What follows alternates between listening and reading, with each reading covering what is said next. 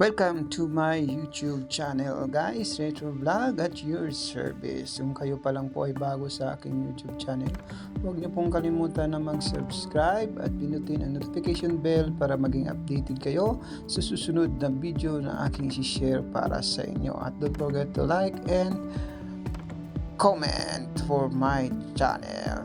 So napagpasyahan ko nga na mag-gala-gala naman kahit paano mag-ride.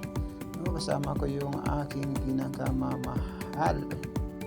So at can you see guys, no, nandito kami ngayon na sa may pinakasikat na kalsada sa Rizal, ang Marilaki Road. So inyo nga mapapansin, ang daming riders na dumadaan dito guys. Ang dami namin na mga riders, no?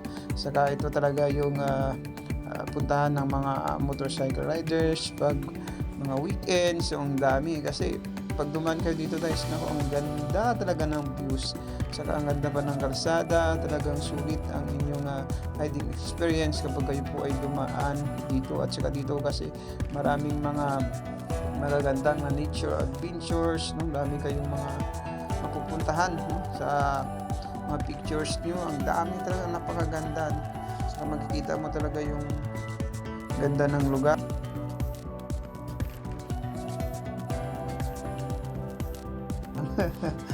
So we're going nga sa papunta kami ngayon sa Treasure Mountain. So you can see ang ganda ng biyahe namin ngayon sa Marilaki Road. So ang daming riders, marami akong nakasabayan, mga kasama namin, no? So chair ride lang tayo palagi, dandahan lang, no? Sa tamang takbo lang, no? Makakarating din naman tayo doon. So kaya ride safe always, sabi mga kapwa ng mga riders. And let's continue our rides. Ang ganda talaga dito guys. So dapat makadaan din kayo dito o makapunta din tayo dito sa Marilaki Road. Napakahaba nito, ang ganda. Marami din kayong mga stopover dyan, no? Mga dadaanan, magpa-pictures, no? Pag ikaw talaga ay nature lover, talaga namang sulit ang inyong pagpunta dito kasi ang daming puno ng mga punong kahoy dito sa paligid. So talagang maamis ka talagang mawala yung inyong pagod sa pagbabiyahe. Talagang sulit talaga, hindi nyo talaga yung ramdam yung pagod nyo sa biyahe, no?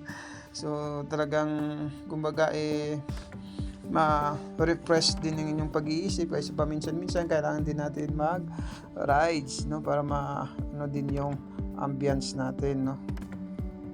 So just we continue. We're going to Treasure Mountain right now. So yun na nga, dito na kami ngayon sa Treasure Mountain.